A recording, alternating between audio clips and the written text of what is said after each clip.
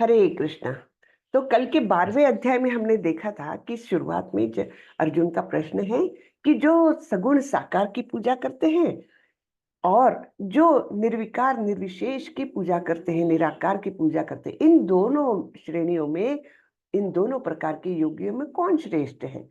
तब कृष्ण बताते हैं कि वैसे तो दोनों भी मेरे तरफ ही आते हैं मार्ग, दोनों भी मुझे प्राप्ति करने के लिए कारगर है, दोनों भी मार्ग।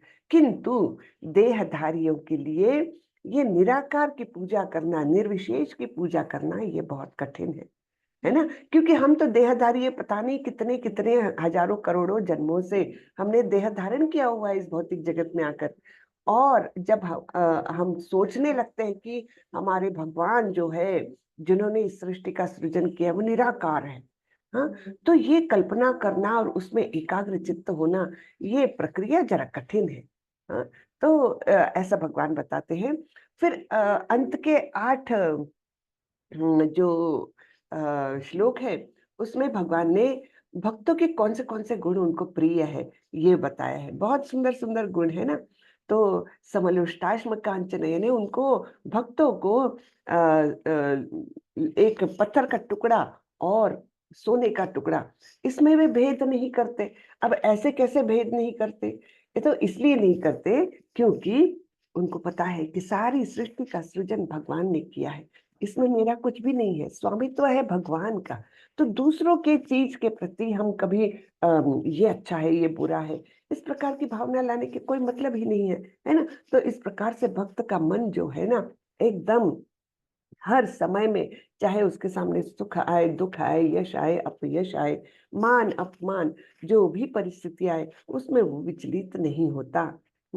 और दूसरों के प्रति उसके मन में हमेशा करुणा रहती है, दूसरे के प्रति अच्छी सद्भावना रहती है, सहिष्णु होता है, यानी टॉलरेंट। कोई किसी ने उद्वेगजनक कुछ बोल भी दिया, तब भी वो टॉलरेट करता है। और दूसरों को तो कभी भी यस्मान्नो द्विजते लोको, कभी भी दूसरों को उद्विग्न करने वाला, गुस्सा देने वाला या उनके मन को दुख देने वाला, ऐसी बातें वो बोलेगा ही नहीं। और दूसरों ने अगर ऐसे बोल दी तब भी वो उसमें अविचलित रहता है ना। तो इस प्रकार भक्तों के गुणों के बारे में भगवान ने बताया है।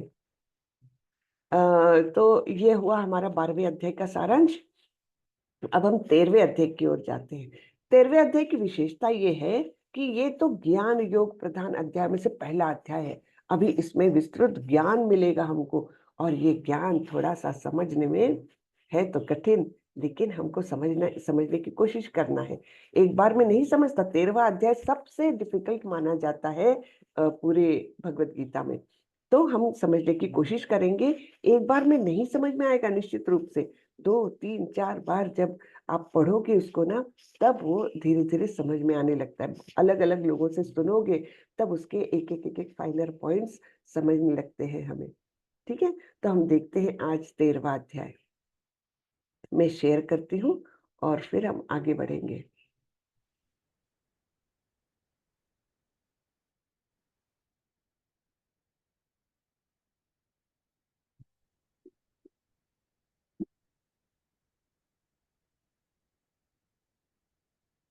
तो ये है हमारा 13वां अध्याय। मैं पहले मंगलाचरण कर लेती हूँ, उसके बाद हम आगे बढ़ते हैं। ओम नमो भगवते वासुदेवाय। ओम नमो भगवते वासुदेवाय। ओम नमो भगवते वासुदेवाय। ओम अज्ञानतिमिरान्धस्य ज्ञानाञ्जनशलाकया चक्षुरुन्मीलितं येन तस्मै श्रीगुरवे नमः। श्रीचैतन्यमनोभीष्टं स्थापितं येन भूतले स्वयं रूपः कदा मह्यं ददाति स्वपदान्तिकं। वन्देऽहं श्रीगुरो श्रीयुतपदकमलं श्रीगुरुन् वैष्णवांश्च श्रीरूपं साग्रजातं सहगणरघुनाथान्वितं तं सजीवं साद्वैतं सावधूतं परिजनसहितं कृष्णचैतन्यदेवं श्रीराधाकृष्णपादान् सहगणललिता श्रीविशाखान्वितांश्च। हे कृष्ण करुणा सिन्धु दीनबन्धु जगत्पते गोपेश गोपिका कांत श्री राधा कांत नमोस्तुते। तप्त कांचन गौरांगी राधे वृंदावनेश्वरी। वृषभानुसुते देवी प्रणमामि हरिप्रिये। नमो विष्णुपदाय कृष्णपृष्ठाय भूतले श्रीमते भक्ति वेदांत स्वामी इति नामिने। नमस्ते सारस्वती देवे गौरवाणी प्रचारिणे निर्विशेषा शून्यवादी पाश्चात्य देशतारिणी। जय श्री कृष्ण चैतन्य प्रभो नित्यानंदा श्री अद्वैत गदाधर श्रीवासादि गौर भक्त वृंदा। हरे कृष्णा कृष्णा कृष्णा हरे हरे, हरे रामा राम रामा हरे हरे, हरे कृष्णा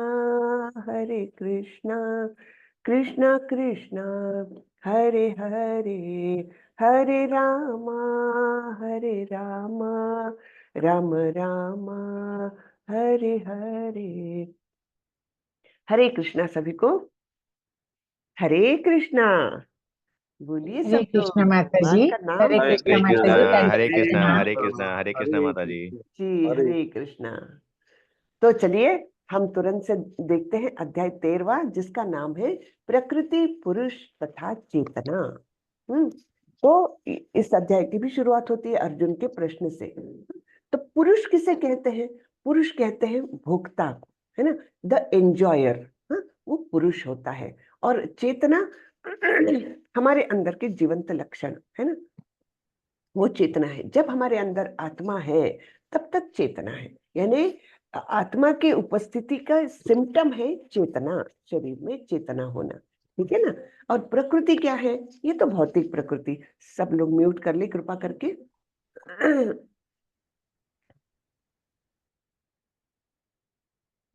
तो हाँ, तो अर्जुन का प्रश्न क्या है? प्रकृतिम पुरुषम चैव क्षेत्रम क्षेत्रज्ञमेव च एतद् वेदितुम इच्छामि ज्ञानम ज्ञेयम च केशव। तो यहाँ पर अर्जुन के 6 प्रश्न आ रहे हैं। सॉरी, फिर से आज मेरा गला खराब है, माफ कर दीजिएगा।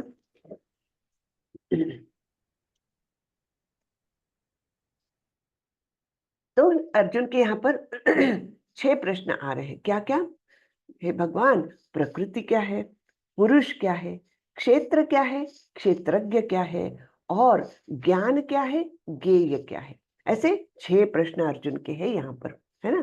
प्रकृति, पुरुष, क्षेत्र, क्षेत्रज्ञ, ज्ञान और ज्ञेय, ये 6 इन 6 बातों के बारे में अर्जुन जानना चाह रहे हैं और ये प्रश्न कर रहे हैं भगवान को।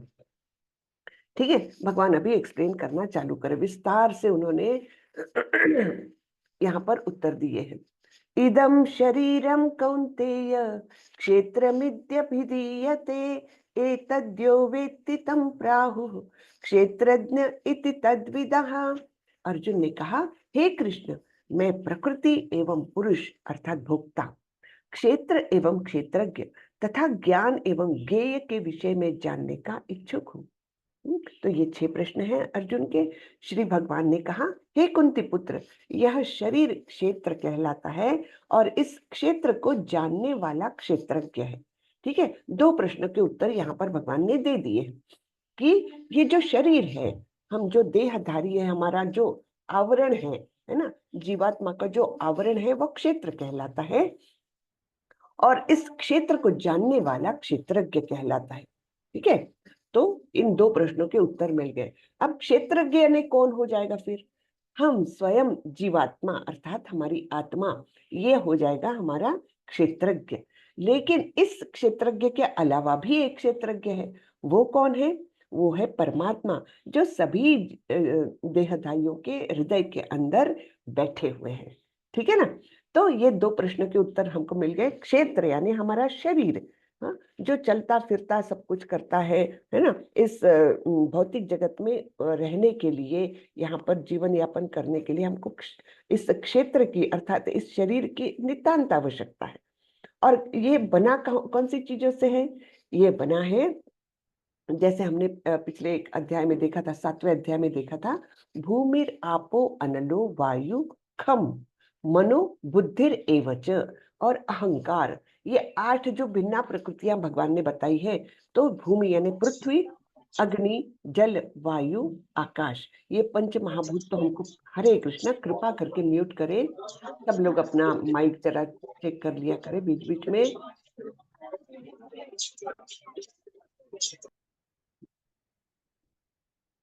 ठीक है। तो ये जो देह हमको जो आवश्यक है भौतिक जगत में हमारे कार्यकलाप करने के लिए, बिना देह के हम काम कर ही नहीं सकते। तो इस प्रकार ये जो देह है वो क्षेत्र कहलाता है, और इस देह को जानने वाला क्षेत्रज्ञ कहलाता है। तो वो दो प्रकार के हैं। एक है हम व्यष्टि आत्मा, है ना, इंडिविजुअल आत्मा, वो इस क्षेत्र को जानती है। और एक है क्षेत्रज्ञ, वो है परमात्मा, है ना, वो हमारे हृदय में बैठे हुए हैं और वो सब कुछ जानते हैं। अब आश्चर्य यह है, ये हम अगले श्लोक में देखने वाले हैं, कि हम तो केवल अपने ही शरीर के बारे में जानते हैं, हम केवल अपने ही क्षेत्र के बारे में जानते हैं, किंतु परमात्मा जो है ना, वो सभी क्षेत्रों के बारे में जानता है। हाँ?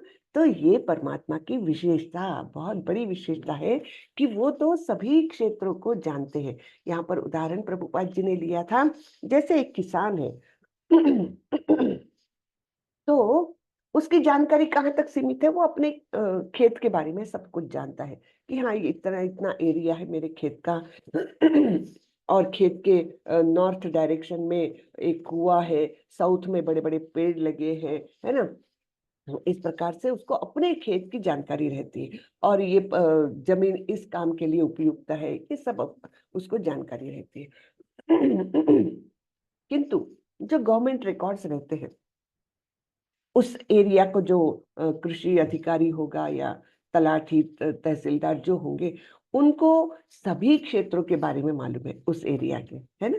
गवर्नमेंट को सारे ही क्षेत्रों के बारे में मालूम है उस देश के। तो इस प्रकार दो प्रकार के क्षेत्रज्ञ हम देखते हैं। वैसे ही हम स्वयं जीवात्मा और परमात्मा, ये दो क्षेत्रज्ञ होते हैं। तो क्षेत्र और क्षेत्रज्ञ के बारे में यहाँ पर भगवान ने बताया है। आगे बढ़ते हैं। यहाँ पर थोड़ा सा हम तात्पर्य पढ़ लेते हैं।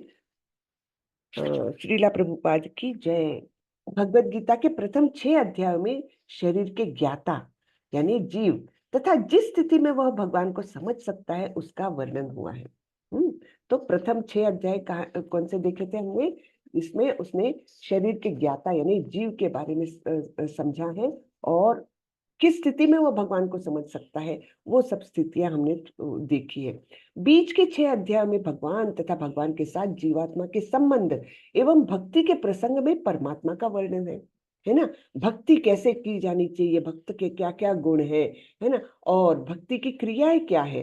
अनन्य भक्ति है, फिर उसके बाद साधना भक्ति है, उसके बाद निष्काम कर्म योग। इस प्रकार के सब भक्ति के प्रसंग में भक्ति का संबंध दिया है, किस प्रकार हम भक्ति से भगवान से जुड़ सकते हैं, ये दिया है। उसी के साथ भगवान का वर्णन आता है परमात्मा के स्वरूप में। इन अध्यायों में भगवान की श्रेष्ठता तथा जीव की अधीन अवस्था की निश्चित रूप से परिभाषा की गई है ना। तो हमने देखा कि भगवान कैसे विभु है ना, सब कुछ उन्हीं ने बनाया, पालन कर रहे हैं, और विनाश करता भी वही है।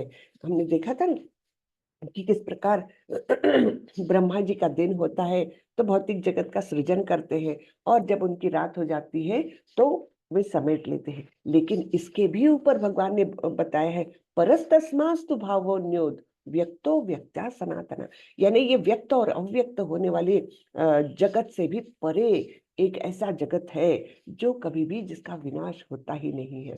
तो वो है भगवान का धाम, है ना। ये सब वर्णन हमने पिछले अध्याय में देखा था। जीवात्माएं सभी प्रकार से अधीन है और अपनी विस्मृति के कारण वे कष्ट उठा रहे हैं। हाँ? विस्मृति किस बात की हो गई है हमको? हम अपना नित्य स्वरूप भूल गए हैं कि मेरा असली स्वरूप क्या है। हम क्या समझते हैं? मैं यानी ये देह, और ये देह इस आधार पर बनी हुई है। फिर हमारी सारी ही संकल्पनाएं कैसी हो जाती है? फेल हो जाती है, क्योंकि बेस ही गलत है। जैसे अर्जुन का हुआ था कि उसको उनके मन में भ्रम क्यों उत्पन्न हुआ था? क्योंकि ये मेरे रिश्तेदार है, ये मेरे पितामह है ना, मेरा मेरा, फिर मुझे पाप लगेगा, मुझे क्या आनंद आएगा, है ना। ये सब कुछ जुड़ी हुई थी चीजें, किससे? देह से जुड़ी हुई थी। तो इस प्रकार से वो अपना जो है विस्मृति होगी उनको, हमको सभी को है ही, कि हम अपना असली स्वरूप भूल गए हैं, कि हमारा स्वरूप है, जीवेरा स्वरूप है कृष्णेरा नित्य दास। हम तो भगवान के नित्य दास है, और हमारा ये जगत, यहाँ पर हमारा घर नहीं है, ये हमारा वास्तविक जगह नहीं है। इसलिए हम दुख पाते हैं, क्योंकि हम भौतिक जगत के सारे चीजों के साथ असंगति, क्षण क्षण में हम असंगति को अनुभव करते हैं, और इसलिए हम दुखी होते हैं। लेकिन हमारा वास्तविक जगत कौन सा है? धाम कौन सा है हमारा? भगवान के साथ वहां रहने का हमारा धाम है। और इस हमारे स्वरूप को भूलने के कारण ही हम क्षण क्षण दुख पाते हैं, है ना। तीन प्रकार के ताप कौन से? अध्यात्मिका, अधिभौतिका, अधिदैविका। तीनों में से एक ना एक ताप हमको हर क्षण परेशान करते रहता है। आप उसको अनुभव करें ना करें, लेकिन वो रहता है। तीन में से एक ताप आपको कंटिन्यूअस अंदर से कहीं ना कहीं तकलीफ देता रहता है। तो ये क्यों होता है? क्योंकि हम इस जगत के हैं ही नहीं। हम यहाँ पर आज टपके हैं क्योंकि हमने गलतियां की, हमने अपराध किए भगवान के अगेंस्ट, हमने स्वामित्व की भावना जताई, हाँ, कि मुझे भी मेरा ऐसी चीज चाहिए। भगवान ही क्यों स्वामी रहे हर चीज के? मुझे भी स्वामित्व जताना है। बस इस स्वामित्व की भावना को भगवान ने, हमारी इच्छा को जाना, और फिर उन्होंने हमारे लिए भौतिक जगत बनाया कि जा बाबा तू जा, अपना भौतिक जगत में रहो, अपना स्वामित्व जताओ, जो करना है करो। फिर भी वो तो है हमारे सबसे बड़े हितैषी, इसलिए वो सभी जीवों के हृदय में स्थित है। वो चाहते हैं कि सारे जीव अपने परम धाम को आ जाए, है ना। कहाँ यहाँ गलत जगह पर पड़े हुए, अपने असली जगह पर आ जा। जैसे एक बहुत धनवान पिता है, बहुत ही धनवान पिता है, और उसका बेटा ऐसे जिद करके, नहीं नहीं मुझे आपकी संपत्ति में से कुछ नहीं चाहिए, मैं जाऊंगा अपना अलग रहूंगा, और मैं अपना कमाऊंगा खाऊंगा, है ना।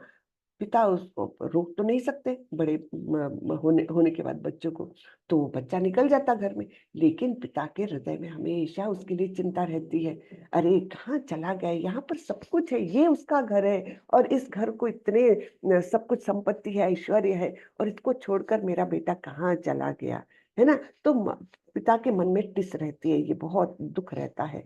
और फिर वो क्या करते हैं, यहाँ वहां से कहीं से लोगों को बोलते हैं, अरे उसको थोड़ी मदद कर देना, उसका ध्यान रखना, है ना। खुद तो डायरेक्टली नहीं बोल सकते, लेकिन उसका ध्यान रखने के लिए अपने कुछ लोगों को बोलते हैं। उसको अगर पैसे की जरूरत होगी तो उसको पहुंचा देना पैसा, ये वो सब, यानी अपने बच्चे की व्यवस्था देखते हैं। लेकिन मन में इच्छा क्या है? तो आ जाए अपने घर घर में, इतना ऐश्वर्य संपन्न घर है, इतना, है ना। वैसा ही भगवान चाहते हैं कि कहाँ आके पड़े हो भाई, सब मेरे बच्चे यहाँ आके पड़े हैं, अपने धाम को आ जाओ। लेकिन उस धाम को जाने का रास्ता कहाँ से है? भक्ति से है। भक्ति के माध्यम से ही हम जा सकते हैं। फिर चाहे कर्म योग अपनाओ, ज्ञान योग अपनाओ, अष्टांग योग अपनाओ, अल्टीमेटली भक्ति करना ही पड़ेगा, और भक्ति के बाद ही हम भगवान को प्राप्त कर सकते हैं। ठीक है ना। तो ये हमने सब देखा था। तो ये विस्मृति के कारण वे कष्ट उठा रहे हैं। जब पुण्य कर्मों द्वारा उन्हें प्रकाश मिलता है, तो वे विभिन्न परिस्थितियों में यथा आर्त, धनहीन, जिज्ञासु तथा ज्ञान पिपासु के रूप में भगवान के पास पहुंचती है। इसका भी वर्णन हुआ है ना। आर्तो जिज्ञासु अर्थात ही ज्ञानी च भरतर्षभ, यानी चार प्रकार की पुण्यात्माएं भगवान की शरण लेती है। लेकिन जो पुण्यात्माएं है ही नहीं, भाग्यहीन है, ऐसे दुष्कृति न लोग कभी भी भगवान की शरण में नहीं जाते, और फिर वो क्या करते हैं, पतित होते होते आसुरी योनियों में जाते जाते बहुत ही निम्न स्तर की योनियां प्राप्त करते हुए इसी भौतिक जगत में वो परेशान होते रहते हैं, है ना। अब 13वें अध्याय में अध्याय से आगे इसकी व्याख्या हुई है कि किस प्रकार जीवात्मा प्रकृति के संपर्क में आता है और किस प्रकार कर्म, ज्ञान तथा भक्ति के विभिन्न साधनों के द्वारा परमेश्वर उसका उद्धार करते हैं। यद्यपि जीवात्मा भौतिक शरीर से सर्वथा भिन्न है, लेकिन वह किस तरह उससे संबंध हो जाता है, इसकी भी व्याख्या इस अध्याय में की गई है। बहुत सुंदर लिखा है, प्रभुपाद जी ने लिखी है ना। फिर अगले श्लोक में भगवान बता रहे हैं, क्षेत्रज्ञं चापि मां विद्धि सर्व क्षेत्रेषु भारत, क्षेत्र क्षेत्रज्ञयोर ज्ञानम यत्तज्ज्ञानम मतम मम। हे भरतवंशी, तुम्हें ज्ञात होना चाहिए कि मैं भी समस्त शरीरों में ज्ञाता भी हूँ, और इस शरीर तथा इसके ज्ञाता को जान लेना ज्ञान कहलाता है, ऐसा मेरा मत है। तो शरीर और इसके ज्ञाता यानी आत्मा, और आत्मा को जान सॉरी आई एम सॉरी ये शरीर है ना, यानी क्षेत्र, और उसको जानने वाला यानी आत्मा और परमात्मा, इन सबको जान लेना ही ज्ञान कहलाता है। हाँ, इसके अलावा जो कुछ है वो वास्तविक अविद्या है। तो हमको जानना क्या है, हमको ज्ञान प्राप्त करना है, तो जिसमें हम अपने शरीर यानी ये भौतिक प्रकृति, केवल शरीर के जितनी मर्यादित नहीं है ये भौतिक प्रकृति, है ना, वास्तव तो वो प्रकृति और उसको जानने वाली आत्मा और सभी क्षेत्रों को जानने वाले परमात्मा, इनका ज्ञान ही ज्ञान कहलाता है।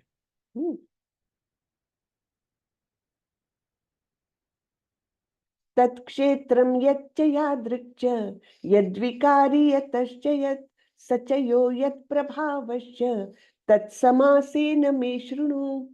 भगवान बोलते हैं, अब तुम मुझसे यह सब संक्षेप में सुनो कि कर्म क्षेत्र क्या है, यह किस प्रकार बना है, इसमें क्या परिवर्तन होते हैं, यह कहाँ से उत्पन्न है, इस कर्म क्षेत्र को जानने वाला कौन है और उसके प्रभाव क्या है। तो ये सब अभी विस्तार से ज्ञान दे रहे हैं भगवान, लेकिन भगवान बोल रहे हैं मैं संक्षेप में बता रहा हूँ। ठीक है, तो इसका ज्ञान तो बहुत सुंदर ज्ञान है ये, है ना। कर्म क्षेत्र क्या है, ये कैसा बना है, यानी हमारा शरीर है जो क्षेत्र, वो बना कैसे है और इसमें क्या क्या चेंजेस आते हैं, परिवर्तन क्या क्या आते हैं, यह कहाँ से उत्पन्न होता है, यह इस कर्म क्षेत्र को जानने वाला कौन है और उसके क्या प्रभाव है।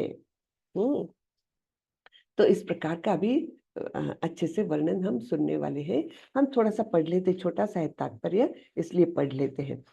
भगवान कर्म क्षेत्र अर्थात क्षेत्र तथा कर्म क्षेत्र के ज्ञाता, जिसको हम क्षेत्रज्ञ कहते हैं, इनकी स्वाभाविक स्थितियों का वर्णन कर रहे हैं। स्वाभाविक स्थिति क्या है इसकी, मनुष्य को यह जानना होता है कि यह शरीर किस प्रकार बना है, यह शरीर किन पदार्थों से बना है, यह किसके नियंत्रण में कार्यशील है, इसमें किस प्रकार परिवर्तन होते हैं, ये परिवर्तन कहाँ से आते हैं, वे कारण कौन से हैं, आत्मा का चरम लक्ष्य क्या है तथा आत्मा का वास्तविक स्वरूप क्या है। हाँ? तो हम तो मनुष्य जन्म पा लिए और बस रोजमर्रा में क्या बिजी हैं हम, हाँ? खाना पीना सोना, बस, है ना, आहार निद्रा भय मैथुन च, बस इसी में हमारा पूरा जीवन हम निकाल देते हैं। लेकिन जब मनुष्य जीवन मिला है तो हमने जिज्ञासु होना चाहिए, कि जिज्ञासा होनी चाहिए, शरीर है अगर तो ये किससे बना है, इसमें ये चेंजेस आते हैं तो क्यों आते हैं, कि मैं तो 25 साल पहले इतना छोटा सा बच्चा था, फिर मैं बालक बना, कुमारावस्था में आया, फिर मैं धीरे धीरे यूथ बना, है ना, जवानी आई, और फिर इसके आगे मेरा बुढ़ापा भी आएगा। तो ये शरीर में चेंजेस आते हैं, क्यों आते हैं, आत्मा का चरम लक्ष्य क्या है तथा आत्मा का वास्तविक स्वरूप क्या है ना। इस प्रकार से ये सब जानकारी हासिल करने की जिज्ञासु वृत्ति होनी चाहिए मनुष्य की। अन्यथा हम तो क्या, खाए पिए, थोड़ा धन कमाए, गंवा दिए, सब कुछ किया और मर गए, कुछ उसमें हासिल कुछ भी नहीं हुआ। इतना महत्वपूर्ण, इतना दुर्लभ ऐसा मनुष्य जीवन प्राप्त करके हमने वैसा ही व्यर्थ गंवा दिया, तो क्या किया, है ना। ये बहुत ही दुर्लभम मानुषम जन्म। प्रहलाद महाराज ने भी बोला है कि कौमारम आचरित प्राज्ञ धर्मान भागवतान इह, यानी बिल्कुल छुटपन से ही, बचपन से ही ये धर्म के बारे में हमने जानकारी हासिल करनी चाहिए, क्योंकि मनुष्य जन्म दुर्लभ है, उसको वैसे ही व्यर्थ बिल्कुल नहीं गंवाना चाहिए। ये प्रहलाद महाराज का एक आता है श्लोक भागवतम में, कौमारम आचरित प्राज्ञ। तो जो बुद्धिमान लोग हैं वो एकदम बचपन से ही इस तरफ जिज्ञासु वृत्ति रख के उसमें आगे बढ़ते हैं, नहीं तो पूरा जीवन व्यर्थ हो जाता है। ऋषिभिर्बहुधा गीतम छंदोर्भिर्विविधैः पृथक् ब्रह्मसूत्रपदैश्चैव हेतुर्मद्भिर्विनिश्चितैः। विभिन्न वैदिक ग्रंथों में विभिन्न ऋषियों ने कार्यकलापों के क्षेत्र तथा उन कार्यकलापों के ज्ञाता के ज्ञान का वर्णन किया है। इसे विशेष रूप से वेदांत सूत्र में कार्य कारण के समस्त तर्क समेत प्रस्तुत किया है। तो हमारे ऋषि मुनि हमारे लिए बहुत सारा काम करके गए हैं। हाँ, केवल हमको उसका अध्ययन करना है, लेकिन उसके लिए सबसे पहले जिज्ञासु होना बहुत आवश्यक है। तो इस ज्ञान की व्याख्या करने में भगवान कृष्ण सर्वोच्च प्रमाण है ना। सर्वोच्च क्यों है? क्योंकि उन्होंने ही सब कुछ निर्माण किया, उनके जितना तो कोई जान ही नहीं सकता। हाँ, तो सर्वोच्च प्रमाण है। फिर भी विद्वान तथा प्रामाणिक लोग सदैव पूर्ववर्ती आचार्यों का साक्ष्य प्रस्तुत करते हैं।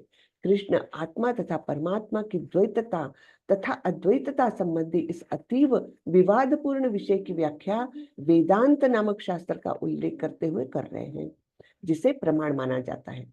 हाँ, ठीक है। तो सर्वप्रथम वे कहते हैं यह विभिन्न ऋषियों के मतानुसार है। जहां तक ऋषियों का संबंध है, श्री कृष्ण के अतिरिक्त व्यास देव जो वेदांत सूत्र के रचयिता है, उन्होंने ही वेदांत सूत्र लिखा और फिर भागवतम भी लिखा। सारे ही ग्रंथों की रचना उन्होंने की है व्यास देव ने, जो स्वयं भगवान के अवतार थे। शक्तावेश अवतार, यानी विशेष शक्ति के साथ युक्त होकर भगवान ने ऐसा अवतार लिया था। तो व्यासदेव क्या थे? भगवान के अवतार ही थे, शक्त्यावेश अवतार। और इस प्रकार इतना सारा वैदिक साहित्य निर्माण किया उन्होंने। तो श्री कृष्ण के अतिरिक्त व्यासदेव महान ऋषि है और वेदांत सूत्र में द्वैत की भली भांति व्याख्या हुई है। अब द्वैत के बारे में हमने दूसरे अध्याय में भी थोड़ा सा पढ़ा है। उसमें भगवान ने बोला है कि ऐसा कभी समय नहीं होगा, मैंने तुम हो, मैं हूं और ये सारे राजा लोग जो यहाँ पर उपस्थित थे, उपस्थित है, तो ऐसा कभी समय नहीं था कि हम सब लोग नहीं थे, और ना ही भविष्य में ऐसा कभी होगा कि हम सब लोग नहीं रहेंगे। यानी क्या? द्वैतवाद, यानी इंडिविजुअल आत्मा अलग है, भगवान अलग है, तो सब इंडिविजुअल आत्माएं हैं और भगवान भी स्वयं है। तो ये इस प्रकार का इंट्रोडक्शन हमने दूसरे अध्याय में भी पाया था।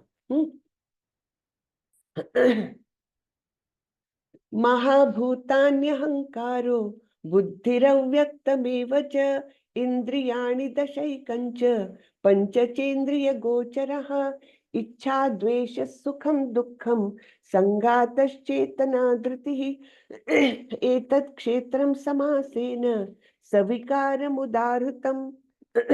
एक मिनट है, जस्ट एक मिनट।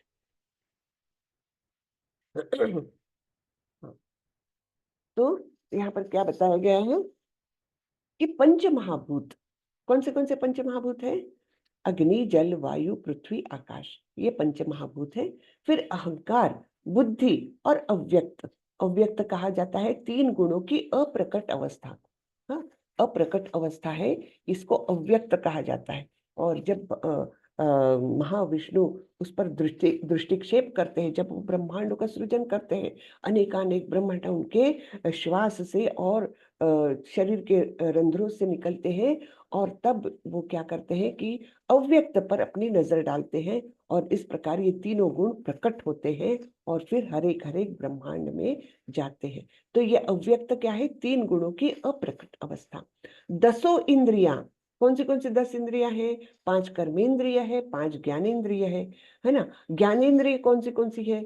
आंख, नाक, कान, मुंह और त्वचा, ये हमारी ज्ञानेंद्रिय है। इससे हम ज्ञान प्राप्त करते हैं बाहरी जगत का। और कर्मेंद्रिय कौन सी है? कर्मेंद्रिय है, मुंह है, नाक है, और एक मिनट, कान है, ठीक है, हाथ पैर। हाँ, हाथ हाथ, पैर हाथ है, सॉरी, हाथ पैर है ना, मुंह नाक है ना, और क्या है? और पायुस। हाँ, यानी जननेंद्रिय और गुदा, ये भी तो है ना। हाँ, हम्म। तो ये भी कर्मेंद्रियों में आती है। तो इस प्रकार से ये 10 इंद्रियां हैं, 5 कर्मेंद्रिय, 5 ज्ञानेंद्रिय तथा मन। हाँ, 5 इंद्रिय विषय। अब जब इंद्रिय है तो उसके लिए उसको उपभोग करने के लिए कुछ चाहिए, तो ऐसे 5 विषय भी है, जिसमें आता है स्वाद, जिसमें आता है गंध और ध्वनि, हाँ, और स्पर्श, है ना, और रूप, यानी आंखों से देखते हैं वो रूप, है ना। इस प्रकार से 5 इंद्रिय विषय भी होते हैं। इच्छा, द्वेष, सुख, दुख, इनका संघ है, इनका समूह, इसको भी लिया गया है। फिर जीवन के लक्षण तथा धैर्य, इन सबको संक्षेप में कर्म का क्षेत्र तथा उसकी अंतक्रियाएं कहा जाता है। तो ये हुए 24 तत्व हुए हैं ये। हाँ, तो ये इनको हम काउंट करेंगे तो बराबर ये 24 तत्व यहाँ पर हमको मिल जाते हैं। इन सबको क्या कहा गया है? कर्म का क्षेत्र तथा उसकी अंतक्रियाएं, यानी विकार जिसको कहते हैं। तो ये पहले अभी ये ज्ञान देना चालू किया भगवान ने कि किस प्रकार से। यहाँ पर दिया है, देखिए, 5 ज्ञानेंद्रिय, नेत्र, कान, जीभ तथा त्वचा, और 5 कर्मेंद्रिय, वाणी, पांव, हाथ, गुदा तथा लिंग है। ठीक है, तो इस प्रकार से ये 10 हमने इंद्रिय देखी थी।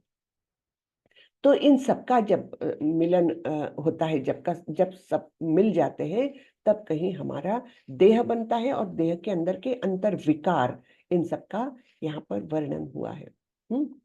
अब आगे देखते हैं।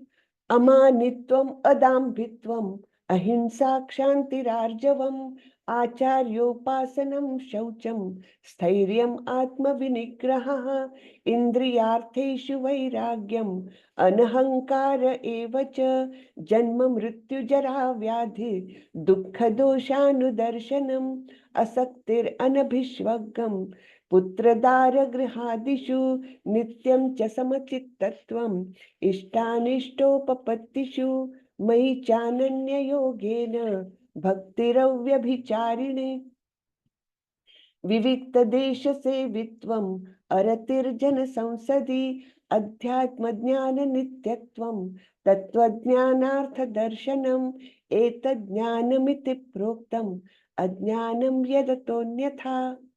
हाँ, कितने सारे 8 से लेकर ये 12 तक के जो श्लोक है ना, इनको बोलते हैं ज्ञान की विधि। ज्ञान प्राप्त करने की विधि है ये।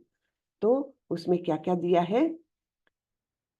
विनम्रता, है ना, दंभहीनता, अहिंसा। अहिंसा यानी केवल शारीरिक हिंसा तक मर्यादित नहीं है ये। अहिंसा है किसी के मन को भी नहीं दुखाना, खास करके किसी के आध्यात्मिक प्रगति में अगर आप बाधा बन रहे हो, रोड़ा बन रहे हो, तो वो बहुत सबसे बड़ी हिंसा मानी जाती है। तो अहिंसा, है ना। सहिष्णुता यानी टॉलरेंस, सहन करने की शक्ति। सरलता, यानी कपट नहीं होना चाहिए अंदर बाहर, ये नहीं कि मुंह में राम और बगल में छुरी वाली बात कहते हैं ना, वैसा नहीं। सरलता यानी क्या? कि सामने वाले को मतलब कभी कभी भक्त लोग इतने निरपराध रहते, इतने सरल रहते, कि कभी कभी नहीं बताने वाली गोपनीय बातें भी बता जाते, क्योंकि सरल है हृदय से। तो ये सरलता है ना। फिर प्रामाणिक गुरु के पास जाना, गुरु की शरण ग्रहण करना, ये ज्ञान प्राप्त करने की बहुत महत्वपूर्ण विधि है। उसके बिना हम ज्ञान प्राप्त कर ही नहीं सकते। तो गुरु का सानिध्य होना चाहिए, गुरु की शरण में जाना चाहिए। पवित्रता, हाँ, अंदर से बाहर से पवित्र होना चाहिए, है ना। गंदगी नहीं होना चाहिए, मन में भी गंदगी नहीं हो। सॉरी, एक मिनट।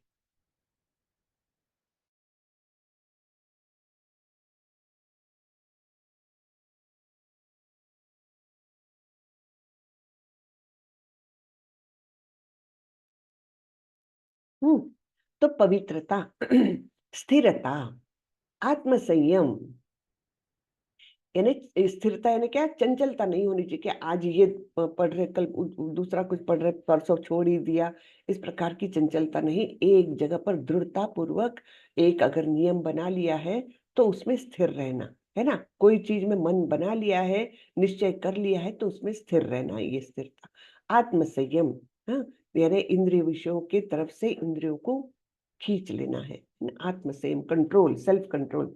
इंद्रिय तृप्ति के विषयों का परित्याग। इंद्रिय तृप्ति के विषय कौन से हैं, हमने देखा कि जिह्वा, जिह्वा जो है उसको स्वाद चाहिए, आंखों को जो है रूप चाहिए, कानों को अच्छा ध्वनि चाहिए, है ना। इस प्रकार के जो इंद्रिय विषय है उनका परित्याग।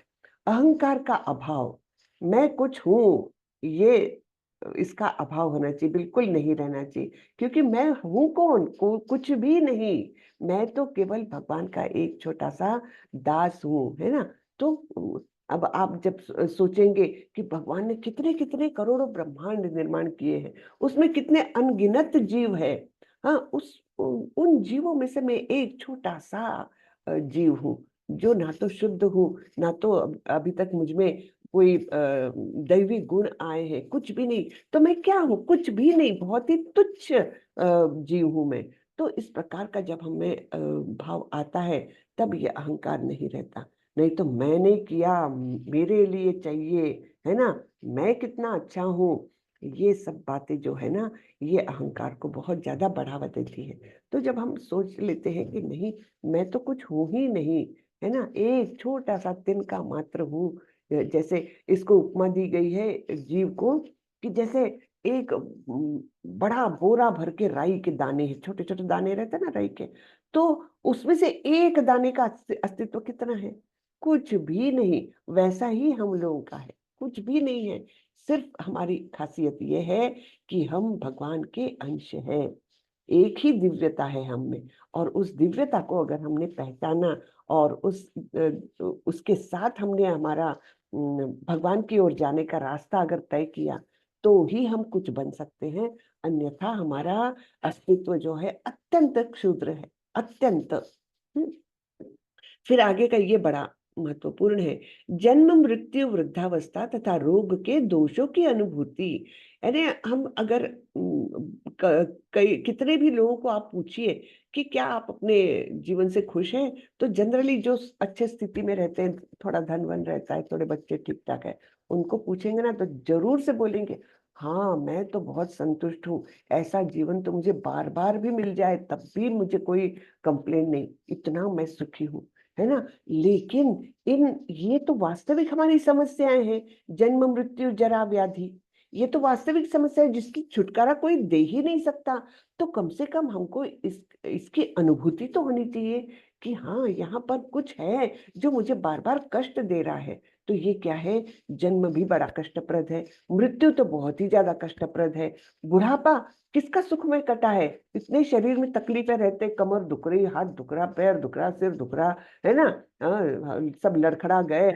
तो फिर कौन हैप्पी रह सकता है वृद्धावस्था में। और रोग, इनसे कौन बच सका है, कुछ ना कुछ शरीर में प्रॉब्लम आता रहता है। तो ये हमारे दोष है, ये वास्तविक समस्याएं हैं हमारी, इसकी अनुभूति करना भी ज्ञान की ओर अग्रसर होने का एक पॉइंट है। हाँ, इसको जब तक हम ये नहीं सोचेंगे कि ये भौतिक जगत मेरे लिए है नहीं, मेरा तो स्थान वो है, ये जब तक हमारे मन में नहीं आएगा तब तक हम प्रयत्न कैसे करेंगे वहां जाने का, है ना। फिर वैराग्य, है ना, यानी अनासक्ति रखना, है ना, वैराग्य। संतान, स्त्री, घर तथा अन्य वस्तुओं की ममता से मुक्ति, यानी ये मेरे अपने हैं, हाँ, ये जो ममता है, मेरा, ममता, है ना, तो मेरा, मैंने, मेरे लिए, ये जो है उससे मुक्ति। अच्छी तथा बुरी घटनाओं के प्रति समभाव, हाँ, सुख और दुख में समभाव, उसमें विचलित ना होना। मेरे प्रति निरंतर अनन्य भक्ति। एकांत स्थान में रहने की इच्छा। एकांत स्थान यानी ये नहीं बोल रहे कि जंगल में जाके रहो, लेकिन जहां पर भक्त नहीं है तो अभक्तों के साथ ना रहकर अकेले रहना ज्यादा पसंद करते हैं ऐसे लोग, है ना। तो ये इच्छा भी ज्ञान की तरफ हमको ले जाती है। जन समूह से विलगाव, यानी वही जो ग्राम्य बातें बोलते रहते हैं, उसका लड़का उसकी लड़की के साथ भाग गया और अमका डमका, है ना, उसको इतनी लॉटरी मिली, उसका इतना नुकसान हुआ धंधे में, ये सब जो बातें हैं उनसे अरुचि रहना, है ना। तो इसके लिए जन समूह से विलगाव, आत्म साक्षात्कार की महत्ता को स्वीकारना, यानी ये महत्वपूर्ण है कि मैं जानूं मैं कौन हूं, मेरा अस्तित्व कहाँ है, मुझे क्यों यहाँ भौतिक जगत में लाया गया। ये सब आत्म साक्षात्कार की महत्ता को स्वीकारना, है ना, ये महत्वपूर्ण बातें हैं। ये कम से कम पता रहना, ये भी ज्ञान की ओर एक कदम है। तथा परम सत्य की दार्शनिक खोज, इन सबको मैं ज्ञान घोषित करता हूँ, और इनके अतिरिक्त जो भी है सब अज्ञान है।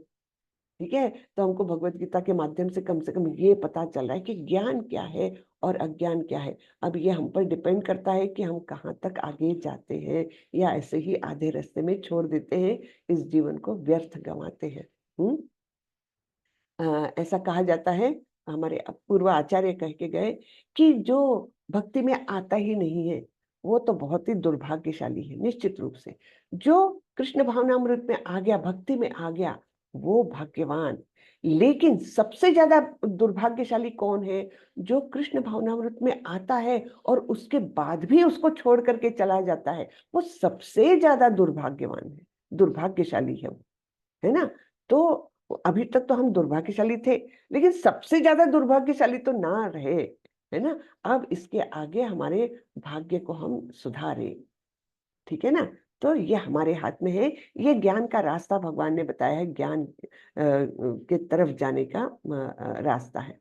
ठीक है, तो ये बहुत सुंदरता से बताया गया है ना। यहाँ पर प्रभुपाद ने हर एक गुण को विस्तार से बताया है, हर एक गुण को। बताइए कितनी मेहनत की है प्रभुपाद जी ने, कि कहीं किसी के मन में कुछ भी शंकाएं ना रहे, केवल मेरी पुस्तकें पढ़ के वो उसके संकल्पनाएं सारी क्लियर होते जाए, इसके लिए देखिए कितना बड़ा है पर बाप रे बाप, है ना। चलिए आगे बढ़ते हैं। ज्ञेयं यत्तत् प्रवक्ष्यामि यज्ञात्वामृतमश्नुते अनादिमत् परं ब्रह्म न सत्तन्ना सदुच्यते। अब मैं तुम्हें ज्ञेय के विषय में बतलाऊंगा, जिसे जानकर तुम नित्य ब्रह्म का आस्वादन कर सकोगे। यह ब्रह्म या आत्मा जो अनादि है और मेरे अधीन है, इस भौतिक जगत के कार्य कारण से परे स्थित है। ठीक है, तो ज्ञेय यानी जानने योग्य क्या है, उसके विषय में बतला रहे हैं भगवान, जिसे जानकर तुम नित्य ब्रह्म का आस्वादन कर सकोगे, यानी आध्यात्मिक आनंद का उपभोग कर सकोगे। हाँ, यह ब्रह्म या आत्मा यानी हम जीवात्मा जो अनादि है, हमारा न तो कोई बिगिनिंग है न तो अंत है, ये सब भगवान के अधीन है, भगवान के ही अंश है, इस भौतिक जगत के कार्य कारण से परे है। एक्चुअली हम भौतिक जगत में मिसमैच है, मतलब हमारा ये जगह है ही नहीं। तो इसलिए भौतिक जगत के कार्य कारण से हमारी आत्मा जो है वो परे है। सर्वतः पाणिपादं तम सर्वतोक्षिशिरो मुखम सर्वतः श्रुतिमल्लोके सर्वमावृत्य तिष्ठति। उनके हाथ पांव आंखें सिर तथा मुंह तथा उनके कान सर्वत्र है, ये परमात्मा का वर्णन हो रहा है। हाँ, इस प्रकार परमात्मा सभी वस्तुओं में व्याप्त होकर अवस्थित है। तो परमात्मा का ये वर्णन हो रहा है, उनके हाथ पांव आंखें सिर मुंह तथा कान सर्वत्र है, यानी वो सब कुछ देखते हैं, सब कुछ सुनते हैं, है ना, सबका स्वाद लेते हैं, सब कुछ कार्य करते हैं, सब कुछ करते हैं, लेकिन दिखते हैं क्या हमको? नहीं, है ना। तो इस प्रकार परमात्मा सभी वस्तुओं में व्याप्त रहते हैं। तो ये परमात्मा के बारे में बता रहे हैं। अब यहाँ पर यानी जैसे कॉन्ट्रडिक्शन जिसको हम अचिंत्य बोलते हैं ना, कि ऐसे कैसे हो सकता है, लॉजिक तो इसको हमारी बुद्धि और लॉजिक तो इसको मानने को तैयार ही नहीं। तो क्या बोल रहे हैं? सर्वेंद्रिय गुणाभासम सर्वेंद्रिय विवर्जितम असक्तम सर्वभृच्चैव निर्गुणम गुण भोक्तृ च। परमात्मा समस्त इंद्रियों के मूल स्रोत है, फिर भी वे इंद्रियों से रहित है। वे समस्त जीवों के पालन करता होकर भी अनासक्त है। वे प्रकृति के गुणों से परे हैं, फिर भी वे भौतिक प्रकृति के समस्त गुणों के स्वामी हैं। तो है ना विरोधाभास हर जगह पर। क्या बोल रहे हैं? परमात्मा समस्त इंद्रियों के मूल स्रोत है। हाँ, उन्हीं से सब इंद्रिय निकलती है, फिर भी वे इंद्रियों वाले नहीं है। वे इंद्रियों से युक्त नहीं है। वे समस्त जीवों के पालन करता है, फिर भी अनासक्त है। हम और प्रकृति के गुणों से परे हैं, फिर भी गुणों के स्वामी हैं। तो इस प्रकार से ये तीन बातें बताई है। अब इसका हम आधार देखते हैं। समस्त इंद्रियों के मूल स्रोत है, क्योंकि उन्होंने भौतिक जगत के सारे ही जीवात्माओं को, सभी को उन्होंने ही निर्माण किया। तो सारी इंद्रिय उन्हीं से निर्मित है निश्चित रूप से। और वे, उनका शरीर भौतिक नहीं है ना। तो उनका शरीर कैसा है? आध्यात्मिक है। इस प्रकार से वे इंद्रियों से रहित है। ठीक है, भौतिक इंद्रियों से रहित है, ये हमने जानना चाहिए। फिर सबके पालन करता है, फिर भी अनासक्त है। हम एक कुत्ते को भी घर में पाल लेते हैं तो कितनी आसक्ति हो जाती है हमको उससे, है ना। किसी भी जीव को हम अपने पास रखते हैं, जैसे भरत महाराज को कितनी आसक्ति हो गई थी वो छोटे से नन्हे से हिरण के साथ। हाँ, तो जब हम पालन करता होते हैं ना तो बड़ी आसक्ति हो जाती। लेकिन भगवान की विशेषता क्या है कि सबके पालन करता है वे, फिर भी अनासक्त है, किसी से अटैच्ड नहीं है ना, अटैचमेंट नहीं है उनको। वे प्रकृति के गुणों से परे हैं। रजोगुण, सतोगुण, रजोगुण और तमोगुण, इन गुणों से वे गुणातीत है, गुण उससे परे हैं। उन पर गुण इफेक्ट नहीं करती, लेकिन फिर भी वे गुणों के स्वामी हैं, नियंत्रक है। तो इन्हें भौतिक जगत के जो तीन गुण हैं उनके वे रचयिता है, नियंत्रक है, सब कुछ है। लेकिन वे स्वयं उन गुणों से परे हैं, गुणों के बंधन में नहीं है। बहिरन्तश्च भूतानाम् अचरं चरमेव च सूक्ष्मत्वात् तद् अविज्ञेयं दूरस्थचान्तिके च तत्। परम सत्य जड़ तथा जंगम समस्त जीवों के बाहर तथा भीतर स्थित है। सूक्ष्म होने के कारण वे भौतिक इंद्रियों के द्वारा जानने या देखने से परे हैं। यद्यपि वे अत्यंत दूर रहते हैं, किंतु हम सबों के निकट भी है। हम्म, तो ये है ना कितने सारे विरोधाभास, तो जिनको हम हमारे लॉजिक और बुद्धि के द्वारा हम समझ नहीं सकते। तो ऐसा कैसे हो सकता है? बाहर भी है, अंदर भी है ना। हर चीज के बाहर भी है, अंदर भी है। और इतने छोटे हैं कि हम देख नहीं सकते। हाँ? फिर इतने दूर रहते वो गोलोक वृंदावन में, हम एक ब्रह्मांड के अंदर के आदि अंत नहीं समझ पा रहे। इतना साइंटिफिक, सो कॉल्ड साइंटिफिक वो है, डेवलपमेंट है, उसके बाद भी हम ये नहीं समझ पा रहे कि इस ब्रह्मांड का शुरुआत कहाँ है, अंत कहाँ है, कुछ नहीं देख पा रहे। चांद तक जाते आते ही हाँफने लग गए हम, है ना। तो भगवान तो सारे ब्रह्मांडों से परे है, आध्यात्मिक जगत में है।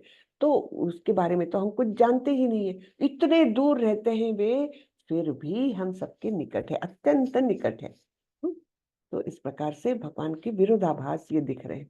अविभक्तम च भूतेषु विभक्तम इव च स्थितम भूत भर्तृ च तज्ज्ञेयम् ग्रसिष्णु प्रभ विष्णु च। यद्यपि परमात्मा समस्त जीवों के मध्य विभाजित प्रतीत होते हैं, लेकिन वह कभी भी विभाजित नहीं है। वह एक रूप में स्थित है।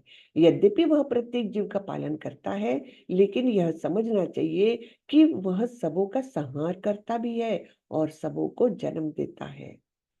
तो हमको लगता है कि अच्छा, भगवान ने परमात्मा स्वरूप में सबके अंदर है ना, तो उनके टुकड़े टुकड़े टुकड़े हो गए, लेकिन वैसा नहीं है ना। फिर भी वो एक ही रहते हैं। इतने उसमें विभाजित है जीवों के अंदर, इतने सारे करोड़ों अनगिनत जीवों के अंदर वो बैठे हुए हैं, फिर भी वो विभाजित नहीं है। जैसे कि हम उदाहरण ले सकते, प्रभुपाद जी ने दिया है कि समझो सूरज है आसमान में, और हमने बहुत सारे पानी के वो रख दिए हैं, पानी के बर्तन रख दिए हैं, सब में वो रिफ्लेक्शन उसका दिखेगा। तो हम देखेंगे ये भी सूर्य है, ये भी सूर्य है, ये भी सूर्य, ये भी सूर्य। तो क्या वो सूर्य बट गया है उसमें, अपने प्रतिबिंबों में बट गया है क्या? नहीं, वो सूर्य तो वही है, लेकिन वो हमको लगता है कि विभाजित हो गया। जी नहीं, वो परमात्मा कभी विभाजित नहीं होते, यद्यपि वे सभी के हृदय में बसे हुए हैं। वह कभी भी विभाजित नहीं होते, वह एक रूप में स्थित है। यद्यपि वह प्रत्येक जीव के पालन करता है, लेकिन फिर भी संहार करता भी है और फिर सबको जन्म भी देते हैं। तो ये सभी क्रियाएं यानी ऐसे हैं कि मारने वाले भी वही, जन्म देने वाले भी वही, और पालन करता भी वही है। ज्योतिषामपि तज्ज्योतिस्तमसः परमुच्यते।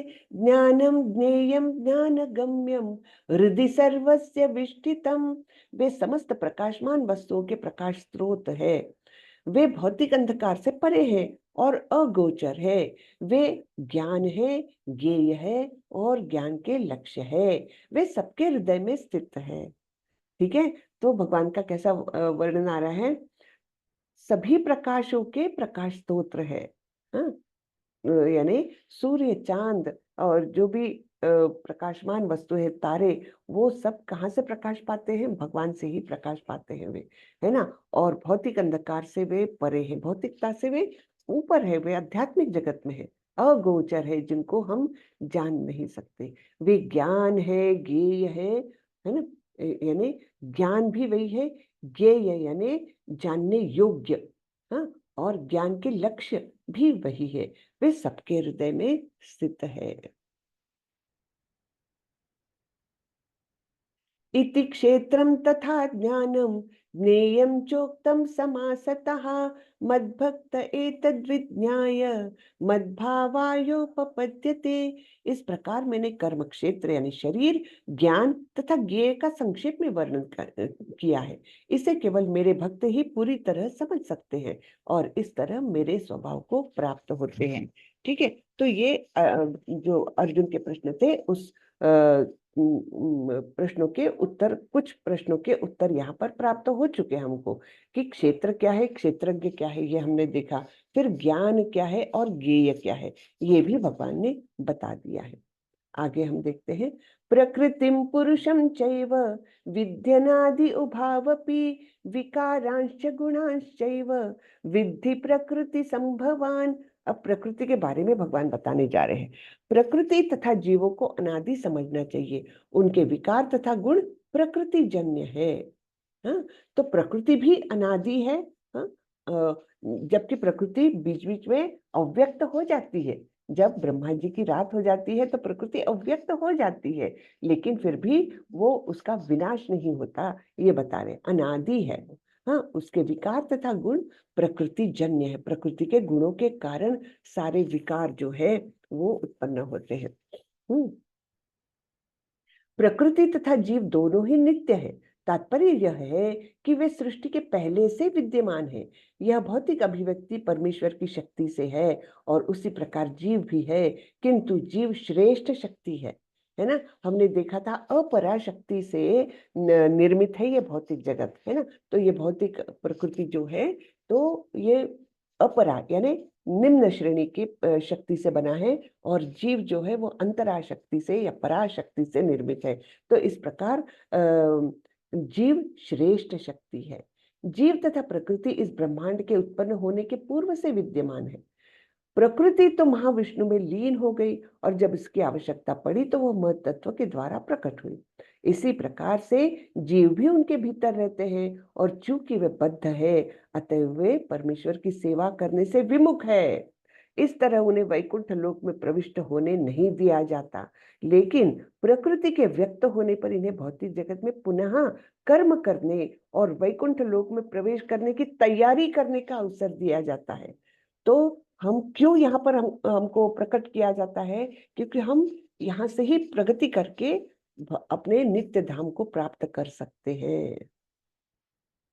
कार्य कारण कर्तृत्वे हेतु प्रकृतिरुच्यते। पुरुषः सुख दुःखानां भोक्तृत्वे हेतुरुच्यते। प्रकृति समस्त भौतिक कारणों तथा कार्यों अर्थात परिणामों की हेतु कही जाती है, और जीव यानी पुरुष इस संसार में विविध सुख दुख के भोग का कारण कहा जाता है।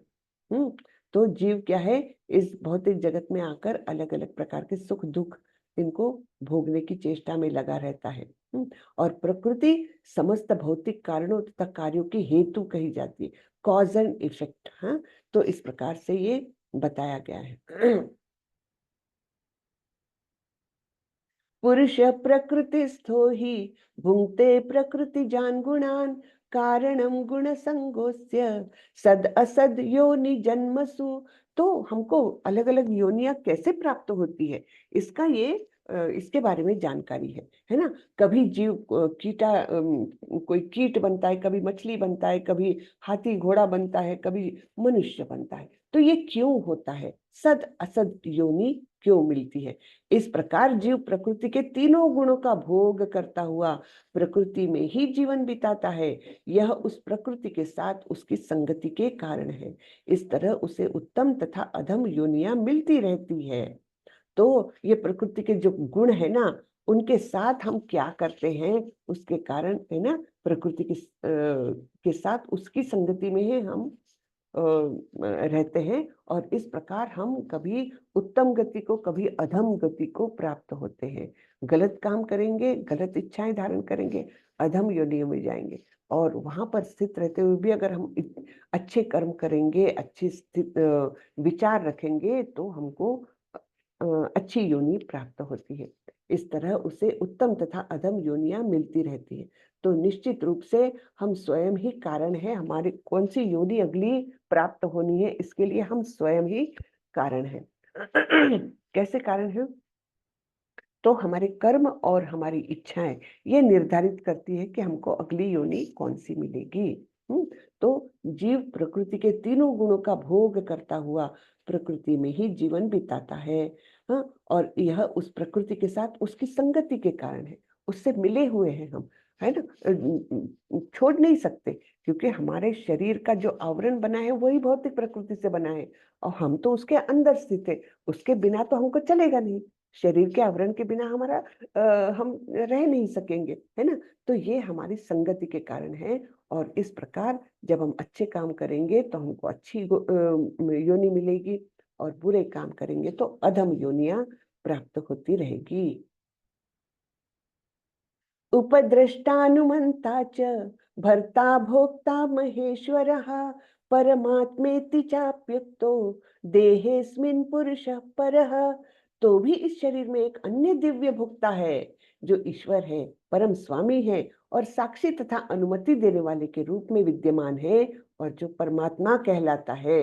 बहुत सुंदर श्लोक है ये, बहुत महत्वपूर्ण भी है। तो बता रहे हैं कि इसमें आत्मा तो है, इस शरीर के अंदर आत्मा तो है, वैसे ही और एक है परमात्मा। वो क्या करता है, वो दिव्य भोक्ता है ना। केवल हम भोक्ता नहीं है, हमारे साथ परमात्मा भी दिव्य भोक्ता है, और वे ही साक्षी और अनुमति देने का कार्य करते हैं हमारे अंदर बैठकर। यानी वो हमारे हर विचार, हर कार्य, है ना, हर चीज के वो साक्षी है, विटनेस है। तो हम कभी भी ऐसा बोल नहीं सकते कि अरे अभी तो कोई मुझे नहीं देख रहा है, मैं गलत काम कर ही लेता हूँ। ऐसा कभी भी नहीं बोल सकते, क्योंकि एक तो हमारे हृदय में बैठे हैं, फिर ये सारे सूर्य, चंद्र, पृथ्वी, वायु, ये सब भी तो उन्हीं के हैं पार्षद, उन्हीं के तो साथी संगी है। तो ये सारे विटनेसेस तो साथ हमेशा ही रहते हैं। इसलिए कभी भी ये नहीं सोचना चाहिए कि अरे मैं, कौन देख रहा है, मैं चुपचाप से गलत काम कर लेता हूँ, कोई नहीं देख रहा है। बिल्कुल नहीं, है ना। तो सबसे बड़े साक्षी तो स्वयं भगवान हमारे अंदर बैठे हैं, और अनुमति देने वाले के रूप में भी वे कार्य कर रहे हैं। यानी अगर हमने कोई इच्छा की, तीव्र इच्छा की, तो उसको, उस इच्छा को पूर्ण रूप देने के लिए, यानी सैंक्शन देने के लिए भी वही कार्यरत है, वही काम कर रहे हैं, कि वही सैंक्शनिंग अथॉरिटी है हमारी इच्छाओं की, हमारे कर्मों की।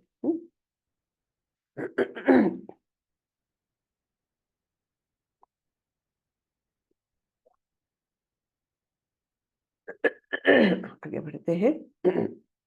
य एवं वेत्ति पुरुषं प्रकृतिं च गुणैः सह सर्वथा वर्तमानोऽपि न स भूयोऽभिजायते। जो व्यक्ति प्रकृति, जीव तथा प्रकृति के गुणों की अंतक्रिया से संबंधित इस विचारधारा को समझ लेता है, उसे मुक्ति की प्राप्ति सुनिश्चित है। उसके वर्तमान स्थिति चाहे जैसी भी हो, यहाँ पर उसका पुनर्जन्म नहीं होगा। तो प्रकृति, जीव और प्रकृति के गुण इनका आपसी क्या तालमेल है, क्या संबंध है, हाँ, इसके बारे में जो समझ लेता है तो भगवान बोल रहे हैं उसकी मुक्ति निश्चित रूप से है। ध्यानेनात्मनि पश्यन्ति केचिदात्मानमात्मना अन्ये सांख्येन योगेन कर्मयोगेन चापरे। कुछ लोग परमात्मा को ध्यान के द्वारा अपने भीतर देखते हैं, तो कुछ लोग ज्ञान के अनुशीलन द्वारा, और कुछ ऐसे हैं जो निष्काम कर्म योग द्वारा देखते हैं। तो ये अलग अलग विधियों के द्वारा परमात्मा को जानने के लिए जीव प्रयत्नशील होता है। तो कोई परमात्मा को ध्यान योग, ज्ञान योग या निष्काम कर्म योग, इन माध्यमों से वे भगवान को जानने की कोशिश में लगे रहते हैं। अन्ये त्वेवम् अजानन्तः श्रुत्वान्येभ्य उपासते तेपि चातिरन्येव मृत्युम श्रुतिपरायणः। कुछ ऐसे भी लोग हैं जो यद्यपि आध्यात्मिक ज्ञान से अवगत नहीं होते, पर अन्यों से परम पुरुष के विषय में सुनकर उनकी पूजा करने लगते हैं। ये लोग भी प्रामाणिक पुरुषों से श्रवण करने की मनोवृत्ति होने के कारण जन्म तथा मृत्यु के पथ को पार कर जाते हैं। तो कोई लोग ऐसे भी होते हैं जो ना तो ध्यान योग, ना तो ज्ञान योग, ना निष्काम कर्म योग करते हैं, लेकिन फिर भी किसी से, सत्पुरुष से कुछ अच्छी बातें सुनते हैं और फिर उसका अनुसरण करने लगते, पूजा भी करने लगते हैं। तो ये लोग भी प्रामाणिक पुरुषों से श्रवण करने की मनोवृत्ति होने के कारण, यानी अच्छे साधु संतों के संग के कारण जन्म मृत्यु के पथ को पार कर जाते हैं। यावत् संजायते किंचित सत्वं स्थावर जंगमम क्षेत्र क्षेत्रज्ञ संयोगात् तद्विद्धि भरतर्षभ। हे भरतवंशियों में श्रेष्ठ, यह जान लो कि चर तथा अचर जो भी तुम्हें अस्तित्व में दिख रहा है, वह कर्म क्षेत्र तथा क्षेत्र के ज्ञाता का संयोग मात्र है। यानी जो भी सृष्टि है वो क्या है, चर, चर रहे चाहे अचर रहे, है ना। चर में तो सारे प्राणी आ जाएंगे, मनुष्य आ जाएंगे, और अचर में पेड़ पौधे वगैरह आ जाएंगे, है ना। तो जो कुछ तुमको चर और अचर सृष्टि में दिख रहा है वो क्या है, उसके अंदर एक जीवात्मा है और उसका कवर बना हुआ है भौतिक जगत से। इस प्रकार कर्म क्षेत्र और क्षेत्र का ज्ञाता, यानी ये शरीर और आत्मा, इनका संयोग मात्र है। समम सर्वेषु भूतेषु तिष्ठन्तं परमेश्वरं विनश्यस्त्वम् अविनश्यन्तं यः पश्यति स पश्यति। जो परमात्मा को समस्त शरीरों में आत्मा के साथ देखता है और जो यह समझता है कि इस नश्वर शरीर के भीतर न तो आत्मा न ही परमात्मा कभी भी विनष्ट होता है, वही वास्तव में देखता है। तो जो व्यक्ति ज्ञानी है, हाँ, ज्ञानी है जो व्यक्ति, तो वो सभी शरीर के अंदर क्या दिखता है, आत्मा भी है परमात्मा भी है ना। हर शरीर के अंदर जो भी चर अचर सृष्टि है उसके अंदर आत्मा भी है, व्यष्टि आत्मा, इंडिविजुअल आत्मा, और परमात्मा भी स्थित है, और इनका कभी भी नाश नहीं होता, दोनों का भी कभी नाश नहीं होता, केवल शरीर का नाश होता है। ये जो समझता है वही ज्ञान चक्षुओं द्वारा समझ रहा है, वही वास्तव में देखता है। समम पश्यन् हि सर्वत्र समवस्थितम ईश्वरम न हि नस्यात्मनात्मानं ततो याति पराम गतिम। जो व्यक्ति परमात्मा को सर्वत्र तथा प्रत्येक जीव में समान रूप से वर्तमान देखता है, वह अपने मन के द्वारा अपने आप को भ्रष्ट नहीं करता। इस प्रकार वह दिव्य गंतव्य को प्राप्त करता है। तो एक मैंने प्रत्येक जीव में वो देखता है कि परमात्मा है और समान रूप से स्थित है। ऐसा नहीं कि मुझ में परमात्मा बड़े वाले हैं और उनमें छोटे वाले हैं, ऐसा नहीं, समान रूप से स्थित है परमात्मा। हाँ, तो वो अपने आप को भ्रष्ट नहीं करने देता, वो अपने आप का पतन नहीं होने देता, क्योंकि मन तो है चंचल, है ना। अर्जुन ने बोला था ना कि मन कैसा है कि बलवान है और उच्छृंखल है और हठीला है, तो वो अपने को बड़ा कष्ट देते रहता है मन। लेकिन ऐसा ज्ञानी पुरुष जो परमात्मा को सभी जगह एक समान स्थित देखता है, वह उसका पतन मन के द्वारा नहीं हो सकता। इस प्रकार वह दिव्य गंतव्य को प्राप्त करता है। इस प्रकार वो आध्यात्मिक प्रगति करते रहता है ना। प्रकृतैव च कर्माणि क्रियमाणानि सर्वशः यः पश्यति तथात्मानम् अकर्तारं स पश्यति। जो यह देखता है कि सारे कार्य शरीर द्वारा संपन्न किए जाते हैं, जिसकी उत्पत्ति प्रकृति से हुई है, और जो देखता है कि आत्मा कुछ भी नहीं करता, वही यथार्थ में देखता है ना। तो जो कार्यकलाप है, बाहरी कार्यकलाप हमारे शरीर के द्वारा होते हैं, और शरीर बना है भौतिक प्रकृति से, तो ये जो कार्यकलाप दिखते हैं वो केवल भौतिक प्रकृति के कारण होते हैं। हाँ, और आत्मा जो है वो कुछ भी नहीं करता। इस प्रकार का जो ज्ञान अर्जित किया है, वही असली में ज्ञानी है। यदा भूत पृथक भावम एकमस्थमनुपश्यति तत एव च विस्तारम ब्रह्म संपद्यते तदा। जब विवेकवान व्यक्ति विभिन्न भौतिक शरीरों के कारण विभिन्न स्वरूपों को देखना बंद कर देता है और यह देखता है कि किस प्रकार से जीव सर्वत्र फैले हुए हैं, तो वह ब्रह्मबोध को प्राप्त होता है। विवेकवान व्यक्ति क्या देख रहा है?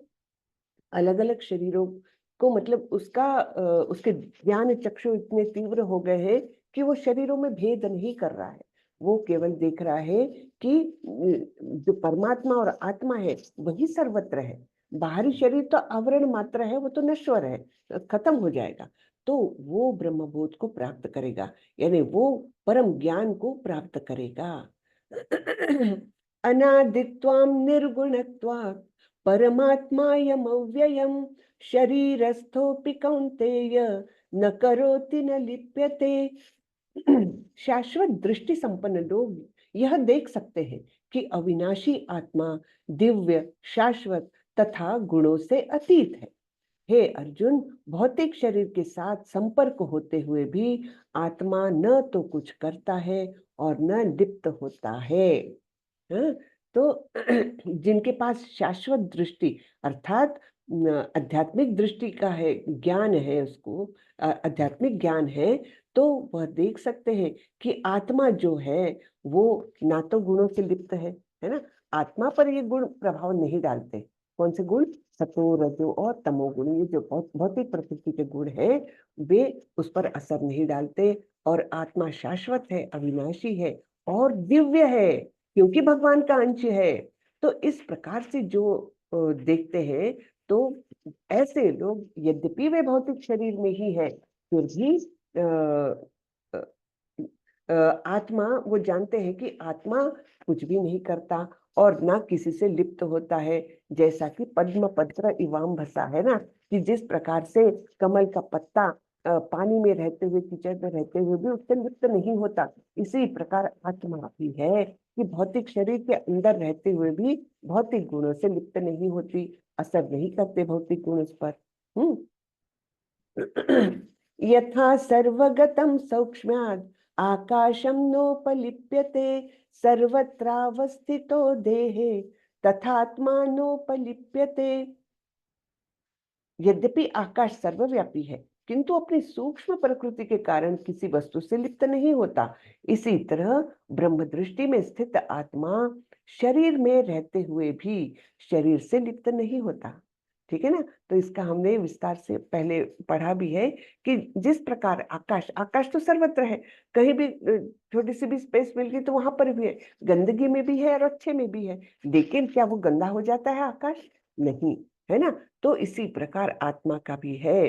हाँ, आत्मा शरीर में स्थित होते हुए भी शरीर से लिप्त नहीं होता। तो इस प्रकार जो वायु है, जल, कीचड़, मल तथा अन्य वस्तुओं में प्रवेश करती है, फिर भी वह किसी वस्तु से लिप्त नहीं होती। इसी प्रकार से जीव विभिन्न प्रकार के शरीरों में स्थित होकर भी अपनी सूक्ष्म प्रकृति के कारण उनसे पृथक बना रहता है। अतः इन भौतिक आंखों से यह देख पाना असंभव है कि जीव किस प्रकार इस शरीर के संपर्क में है और शरीर के विनष्ट हो जाने पर वह उससे कैसे विलग हो जाता है। कोई भी विज्ञानी इसे निश्चित नहीं कर सकता, चाहे कितनी भी डींगे हाँक ले वैज्ञानिक कि हमने इतनी प्रगति कर ली है, लेकिन इस ज्ञान को कोई भी प्राप्त नहीं कर सकता अनलेस वो वैदिक साहित्य और मतलब गुरु के माध्यम से ना पढ़े तो। हाँ, तब तक कोई भी इसे नहीं समझ सकता कि किस प्रकार ये आत्मा कार्यरत है। शरीर के अंदर है, फिर भी जब मृत्यु हो जाती तो शरीर से विलग हो जाती है। किस प्रकार ये कार्य होता है ये लोग नहीं समझ सकते, है ना। यथा प्रकाशयत्येकः कृष्णं लोकमिमं रविः क्षेत्रं क्षेत्री तथा कृष्णं प्रकाशयति भारत। हे भरत पुत्र, जिस प्रकार सूर्य अकेले इस सारे ब्रह्मांड को प्रकाशित करता है, उसी प्रकार शरीर के भीतर स्थित एक आत्मा सारे शरीर को चेतना से प्रकाशित करता है ना। जैसे ही आत्मा छोड़ देती है शरीर को तो क्या होता है, चेतना रह ही नहीं जाती, ना हम आंखें बंद खोल कर सकते हैं, ना कुछ बोल सकते हैं, ना कुछ भी नहीं कर सकते, है ना। तो चेतना क्या है, आत्मा की उपस्थिति का प्रमाण है ना। तो इस प्रकार ये बताया गया है। क्षेत्र क्षेत्रज्ञयोरेवम् अंतरम ज्ञान चक्षुषा भूत प्रकृति मोक्षम च ये विदुर्यान्ति ते परम। जो लोग ज्ञान के चक्षुओं से शरीर तथा शरीर के ज्ञाता के अंतर को देखते हैं और भव बंधन से मुक्ति की विधि को भी जानते हैं, उन्हें परम लक्ष्य प्राप्त होता है है ना। तो जो ज्ञान के चक्षु से अर्थात ज्ञान प्राप्त करने के बाद उस दृष्टि से वह शरीर और शरीर के ज्ञाता, शरीर तो ये भौतिक शरीर, शरीर की ज्ञाता यानी आत्मा और परमात्मा, इनके अंतर को जो देखता है कि ये सब भिन्न भिन्न है, हर एक का हर एक के अंदर के विकार अलग अलग है, हर एक की प्रकृति अलग अलग है, ये सब जो कोई देखता है और भवबंधन से मुक्ति की विधि को भी जानते हैं। कौन सी, जो 8 से लेकर 12वें श्लोक तक हमने ज्ञान की विधि जो देखी है ना, तो वो विधि को भी जो जानते हैं उन्हें परम लक्ष्य प्राप्त होता है। तो ये चलिए यहाँ पर हमारा अध्याय खत्म होता है। हरे कृष्णा। तो किसी को कुछ प्रश्न हो तो पूछ सकते हैं। आई होप मैं थोड़ा बहुत कुछ एक्सप्लेन कर सकी। कैसा लगा आज का अध्याय? हरे कृष्णा। हरे हरे कृष्णा कृष्णा। माता जी। हरे कृष्णा बहुत माता अच्छा। जी। हरे कृष्णा। हरे माता जी, प्रश्न था जी। कि व्यास मुनि के लिए आपने बताया कि वो अवतार थे, वो हम्म, क्या चीज के अवतार थे? वो साहित्यिक अवतार थे वे। उनको विशेष शक्ति से वो किया था, प्रदत्त की थी उनको विशेष शक्ति, जिससे वे इतना सारा साहित्य निर्माण कर सके, है ना।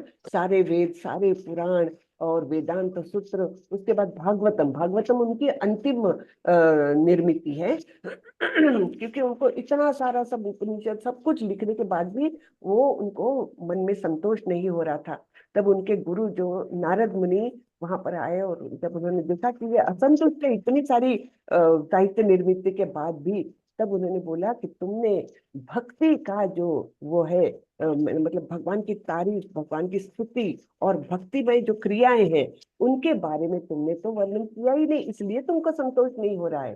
तो भक्ति और भक्त इनके बारे में जो विशद वर्णन फिर भागवतम में किया है, तो उसके बाद उन्होंने कोई निर्मित नहीं की। तो उनको कहा जाता है शक्त्यावेश अवतार। भगवान के अलग अलग प्रकार के अवतार होते हैं। पुरुषावतार हमको मालूम है ना, फिर गुणावतार है, फिर शक्त्यावेश अवतार भी है, कुछ और भी बहुत, मतलब 5-6 प्रकार के अवतार, 6 प्रकार के अवतार होते हैं। तो ये शक्त्यावेश अवतार है जिनको विशेष शक्ति प्रदान की थी, साहित्य निर्मित की, वैदिक साहित्य निर्मित की शक्ति प्रदान की थी, इसलिए उनको शक्त्यावेश अवतार कहा गया है। ठीक है माता जी। जी माता जी, हरे कृष्णा। हरे कृष्णा। 6 प्रकार के अवतार होते हैं। लीला अवतार होते हैं, गुणावतार, पुरुषावतार, ये 3 हो गए। शक्त्यावेश अवतार और मनवंतर का कुछ अवतार होता है एक। हाँ, फिर ऐसे 6 प्रकार के होते हैं। मैं अभी भूल रही हूँ कुछ, 1-2। हरे कृष्णा। हरे कृष्ण माता जी। हरे कृष्णा। जी विकास प्रभु। और माता जी, एक्चुअली मुझे ये प्रश्न था मेरा, कि आत्मा कुछ नहीं करती है तो उसका शरीर में रहने का क्या तात्पर्य होगा माता जी? फिर शरीर जी। क्या काम करेगा? आत्मा नहीं रहेगी तो चेतना ही नहीं रहेगी, वो मृत हो जी। जाएगा, वो तो सड़ने लग जाएगा। जैसा किसी की मृत्यु होने के बाद उस शरीर से आत्मा चली जाती है, तो शरीर क्या हो जाता है? बेकार हो जाता है। 10 घंटे रखो उसको तो सड़ने लगता है। वो अपने पंच महाभूतों में मिलना चाहता है। शरीर केवल पंच महाभूतों से बना है। आत्मा जब रहती है तब वो चेतना रहती है कि मैं ये कर सकता हूँ, मैं वो करूंगा, मुझे खाना है, मुझे पीना है, आंखें बंद खोल करना है ना, सुनना है। ये सारी चेतना कहाँ से आती है? ये आती है आत्मा की उपस्थिति से। तो आत्मा कुछ करता नहीं, यानी भौतिक कार्यकलापों में नहीं रहता। शरीर करता है केवल, करता कुछ ठीक। भी नहीं है आत्मा, है ना। अंदर है, वो चेतना देता है। और फिर करने वाला कौन है? ये हमारा शरीर, उसके अंदर मन बुद्धि और अहंकार जो है ना, वो सब कुछ करते हैं। आत्मा अलिप्त रहता है बिल्कुल। ठीक है जी ना माता। प्रभु? जी। ठीक माता। जी। माता हरे जी कृष्ण। हरे कृष्ण माता जी। जी। माता जी, माता जी, मन बुद्धि अहंकार को भी संचालित तो आत्मा ही करता है ना? नहीं, नहीं, वो मन और बुद्धि ये है, वो उस पर जमाए रखते हैं। सब क्रियाएं जो होती है मन और बुद्धि के नियंत्रण में होती है। हाँ। और मन बुद्धि अहंकार, ये तीन चीजें हमारा सूक्ष्म शरीर बनाती है। तो स्थूल शरीर है जो बाहरी दिखता है, वो तो पंच महाभूतों से बना है। उसके अंदर एक सूक्ष्म शरीर रहता है जो मन बुद्धि अहंकार से बना है, और उसके अंदर आत्मा रहती है और परमात्मा रहते हैं। ठीक है।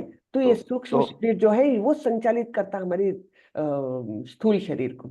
सूक्ष्म शरीर मन बुद्धि अहंकार जो है वो संचालित, वो कंपेल करता है कि मन में इच्छाएं निर्माण हुई, बुद्धि ने सोचा ये अच्छा है बुरा है, अहंकार बोलता है हाँ मैं कर सकता हूँ, और फिर वो शरीर क्रिया करता है। लेकिन आत्मा उसमें नहीं लिप्त। हम्म? लेकिन आत्मा आदेश दे सकती है बुद्धि को कि नहीं, ये तुमको इस दिव्य ज्ञान की ओर जाना है। तुम जब आत्मा जान जाती है कि ये देह मैं नहीं हूं, देह मुझसे भिन्न है, मन बुद्धि अहंकार और पंच महाभूतों से बना हुआ शरीर ये मुझसे भिन्न है, तो मैं कौन हूं, इसकी तलाश चालू होती है। और तब आत्मा जो है वो अपने सारे शरीरों को, मतलब सूक्ष्म और स्थूल शरीरों को नियंत्रण में रखकर दिव्य मार्ग की ओर जा सकती है ना। माता जी, आत्मा, चेतना सबसे ऊपर है। शरीर शरीर के अंदर जो है आत्मा और चेतना जो भी है, वो आत्मा और सबसे चेतना एक ही समझ लो। आत्मा के उपस्थिति का सिम्टम है चेतना। हाँ, सिम्टम है। बिल्कुल सिम्टम बिल्कुल है ना। बिल्कुल। जैसे बिल्कुल। शरीर के अंदर रोग है, कुछ तो भी है, तो बुखार ये सिम्टम है, बाहरी दिखने वाला बुखार है, लेकिन अंदर कुछ तो भी बीमारी है हम्म। ना। तो वैसे ही आत्मा है, तो उसका सिम्टम है चेतना। आत्मा रहेगी तब हिलडुल सकेगा, चेतना, भूख लगेगी, बिल्कुल। प्यास लगेगी। जी। तो ठीक है, बिल्कुल। तब चेतना चेतना के चलते ही, चेतना के द्वारा ही हम संचालित हो रहे हैं। चेतना हाँ, निकल गई, चेतना मैं के मर कारण जाऊंगा। हमारा तो शरीर चेतना हिलडुल के रहा द्वारा जब, तो फिर हिल डुल रहा है। तो फिर शरीर जो बना है पंच महाभूतों से, और उसके बाद जो तीन और हैं, ज्ञान बुद्धि है। और नहीं नहीं, मन अहंकार जो भी बुद्धि है, अहंकार, तो उस मन। जो तीन है, तो हाँ, मन बुद्धि अहंकार। तो मन बुद्धि अहंकार से कनेक्टिविटी बिल्कुल नहीं है चेतना से। है ना, बिल्कुल है, कनेक्टिविटी है। कनेक्टिविटी के बिना हमारा कार्यकलाप कुछ चलेगा ही नहीं। ये सारे अंतर्विकार वो कार्यकलाप तो है आत्मा के, मतलब आत्मा की उपस्थिति के कारण ही कार्यकलाप है। लेकिन आत्मा फिर भी भिन्न रहती है। फिर भी वो उससे, जैसे भगवान ने बोला है कि मैं सबका पालन करता हूँ फिर भी मैं अनासक्त हूँ, एक प्रकार से वैसे ही है। आत्मा की उपस्थिति के कारण सब कार्यकलाप होते हैं, फिर भी वो अलिप्त है, फिर भी वो कुछ नहीं करती। शरीर ही केवल करता है, और मैंने सूक्ष्म और स्थूल शरीर ही केवल करते हैं, और आत्मा फिर भी अलिप्त रहती फिर है। तो ऐसा, फिर तो इस शरीर के लिए आत्मा परमात्मा हो गया। नहीं, आत्मा भिन्न है, परमात्मा भिन्न है। फिर इस आत्मा जो शरीर के है, लिए, हाँ, इस हाँ शरीर के हाँ, लिए आत्मा और परमात्मा दोनों इस हमारे शरीर अंदर है। के लिए, हाँ। हाँ, इस शरीर के लिए इस शरीर के लिए ये आत्मा तो परमात्मा जैसा हो गया नहीं नहीं नहीं, ना? आत्मा कभी परमात्मा नहीं हो सकती। आत्मा, व्यष्टि आत्मा, ये इंडिविजुअल आत्मा ही रहेगी, वो परमात्मा के का स्थान कभी नहीं ले सकती। आत्मा भिन्न है, परमात्मा भिन्न है। परमात्मा सर्वशक्तिमान है, परमात्मा सभी के शरीरों को जानते हैं, आत्मा केवल अपने ही शरीर को जानती है। क्षेत्रज्ञ हमने देखा ना, क्षेत्र क्या है? शरीर है, और क्षेत्रज्ञ क्षेत्र को जानने वाला। और ऐसे दो क्षेत्रज्ञ बैठे हुए हैं हमारे अंदर, एक तो हमारी व्यष्टि आत्मा और दूसरे परमात्मा। एक व्यष्टि आत्मा जो है वो केवल अपने ही शरीर को जानती है, और जो परमात्मा है वो सभी शरीरों को जानते हैं, सभी जीवों के शरीरों को जानते हैं। तो ये दो भिन्न चीजें हैं, उनको एक बिल्कुल नहीं समझना चाहिए। हाँ, थैंक यू माता जी। हरे हरे कृष्णा। कृष्णा, हरे कृष्णा माता। ये चैप्टर है ही समझने में कठिन, लेकिन उसको बार बार सुनेंगे, पढ़ेंगे, तब ये क्लियर होते जाएंगे। लेकिन है बड़ा ही, मतलब बहुत इंटरेस्टिंग चैप्टर है ना। तो आप लोग इसका जो तात्पर्य दिया है ना प्रभुपाद जी ने, वो पढ़ेंगे तब धीरे धीरे धीरे आपको समझ में आने लग जाएगा। ठीक है, हरे कृष्णा जी। सुधीर हरे प्रभु, कृष्णा माता जी। हरे कृष्णा। माता जी 31 श्लोक जरा फिर से बताने की। 31।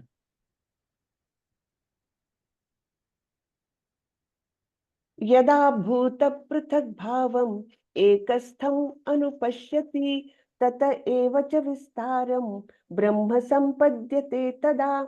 जब विवेकवान व्यक्ति विभिन्न भौतिक शरीरों के कारण विभिन्न स्वरूपों को देखना बंद कर देता है ना। यानी अलग अलग शरीर जो है वो भिन्न भिन्न है ना। ये जब वो ज्ञानी व्यक्ति देखना बंद कर देता है, क्यों? क्योंकि वह देखता है कि किस प्रकार से जीव सर्वत्र फैले हुए हैं। हाँ, उसके अंदर जीव है, उसके अंदर आत्मा है। ये उसके उपस्थिति का, भौतिक शरीर की उपस्थिति का कारण है ना। मेन क्या है? आत्मा, जीवात्मा, यही सब जगह फैले हुए हैं। तब वो ब्रह्म बोध को प्राप्त करता है। आपको अगर चाहिए तो हम, अगर तात्पर्य छोटा सा हो तो पढ़ लेते हैं। हाँ, छोटा सा है, पढ़ लेते हैं, थोड़ा सा अपने को क्लियर हो जाएगा। ठीक है, आपको भी मुझे भी क्लियर हो जाएगा, है ना। तो तात्पर्य में से प्रभुपाद बोलते हैं, जब मनुष्य यह देखता है कि विभिन्न जीवों के शरीर उस जीव की विभिन्न इच्छाओं के कारण उत्पन्न हुए हैं। शरीर क्यों उत्पन्न हुआ है? क्योंकि हमने पिछली योनि में रहते हुए कुछ इच्छाएं की, कुछ इच्छाएं की, उसके कारण ये शरीर हमको प्राप्त हुआ है। तो ये शरीर उत्पन्न होने का कारण ये इच्छाएं हैं, और वे आत्मा से किसी तरह संबंध नहीं है, तो वह वास्तव में देखता है।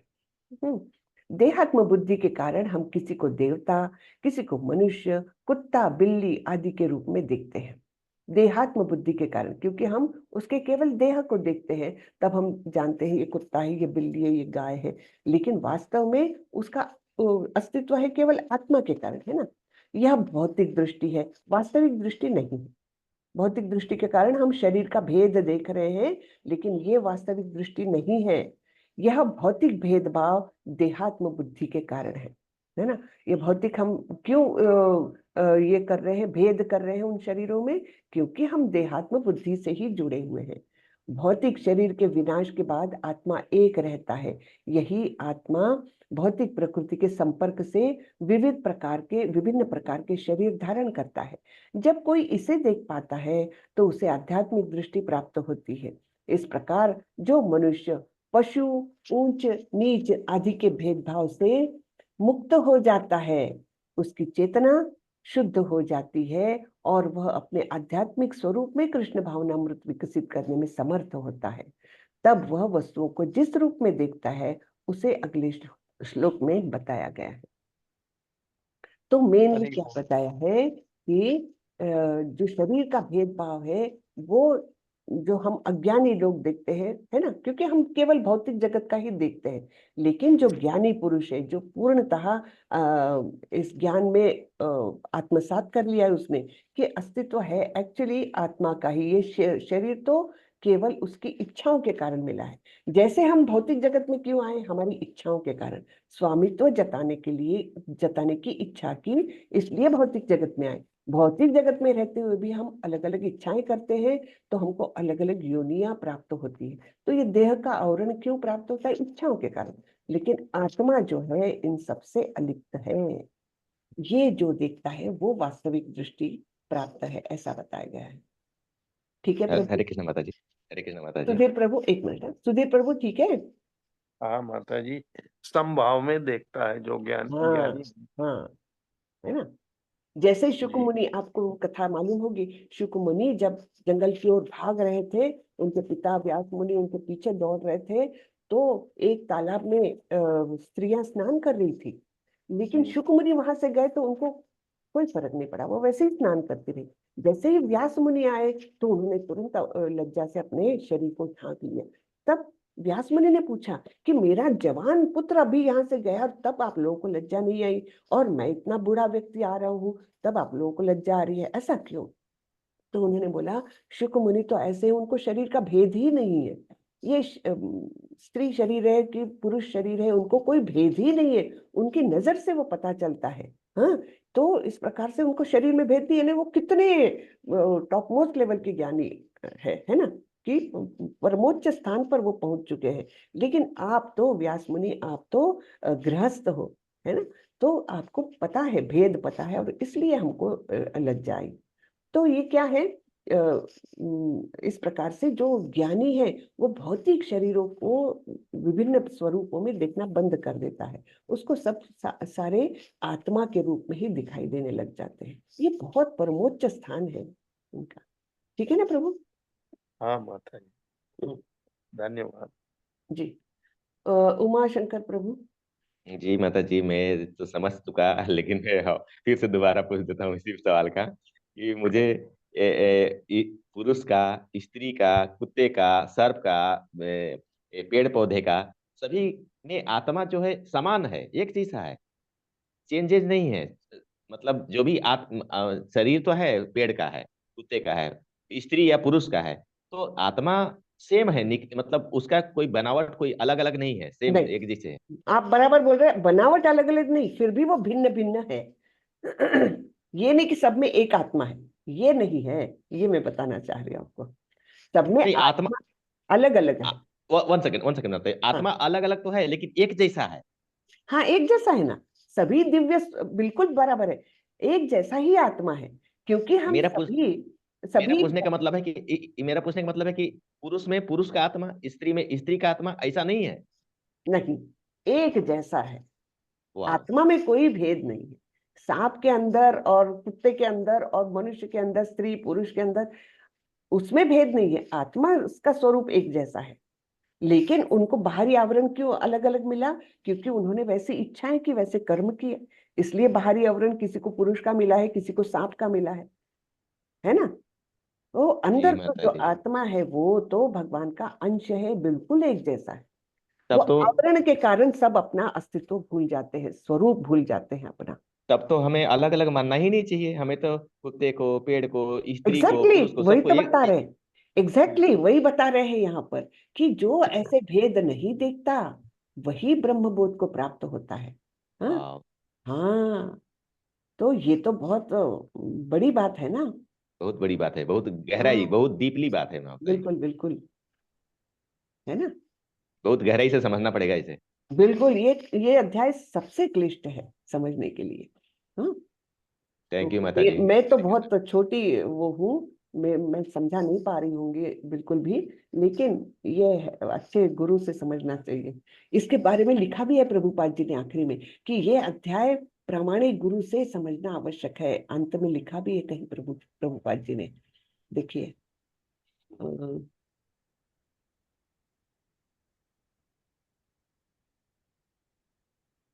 ये बातें चिंतन तथा साक्षात्कार की है। मनुष्य को चाहिए कि गुरु की सहायता से इस अध्याय को भली भांति समझे। और कोई अध्याय में ऐसा नहीं लिखा है प्रभुपाद जी ने, लेकिन यहाँ पर बताया, क्योंकि ये अध्याय है ही क्लिष्ट, तो सारी ये बातें जो है चिंतन तथा साक्षात्कार की है। ये ऐसे ही मैंने बताया और आपने सुना, उससे समझ में नहीं आएगा, है ना। मुझे ही नहीं इतना पूरा आत्मसात तो नहीं किया हुआ है ना। तो ये बातें चिंतन तथा साक्षात्कार की है, और इसको गुरु के सहायता से समझना चाहिए। हम्म, जी जी माता जी। जी चलिए, तो आज का अध्याय यही खत्म करते हैं। माता जी हाँ जी। माता जी, मेरा प्रश्न ये है कि प्रमाणिक गुरु जी, आध्यात्मिक गुरु किस प्रकार मतलब प्राप्त होंगे आगे, जैसे हम चल रहे जब हैं हमारी तो? इच्छाएं डीप हो जाएगी ना, इच्छाएं तीव्र हो जाएगी, तो भगवान अपने आप भेज देते हैं गुरु को।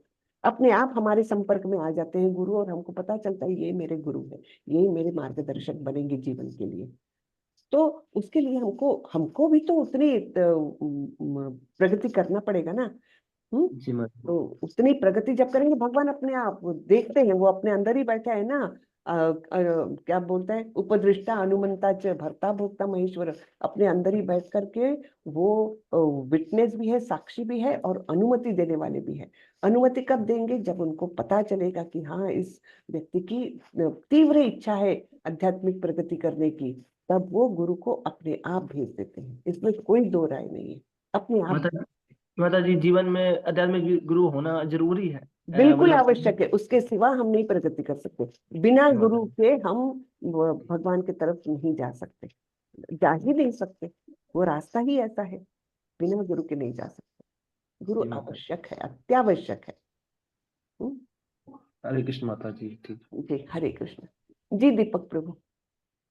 हरे कृष्ण माता जी, धन्यवाद प्रणाम। जी हरे कृष्ण। माता जी, ये आपका जो पराशक्ति और अपराशक्ति, ये आपका अंतरंगा और बहिराशक्ति से ही वो है? सेम सेम सेम है। पराशक्ति यानी अंतरंगा शक्ति, उच्च शक्ति, और अपराशक्ति यानी बहिरंगा शक्ति, जिसको निम्न स्तर की शक्ति बोला गया है। जी सेम। माता जी, हरे कृष्ण, धन्यवाद। जी हरे कृष्ण। तो चलिए, हम यहीं पर आज खत्म करते हैं। 7:30 तो बज चुके हैं, है ना। हरे कृष्णा। सबने अटेंडेंस लगा लिया होगा, मुझे आशा है। वाचा कल्पतरुभ्यश्च कृपा सिंधुभ्यैव च पतितानां पावनेभ्यो वैष्णवेभ्यो नमो नमः। अनंत कोटि वैष्णव वृंद की जय। श्रीला प्रभुपाद की जय। हरे कृष्णा। हरे कृष्ण माता जी। हरे दंडवत प्रणाम। दंडवत प्रणाम।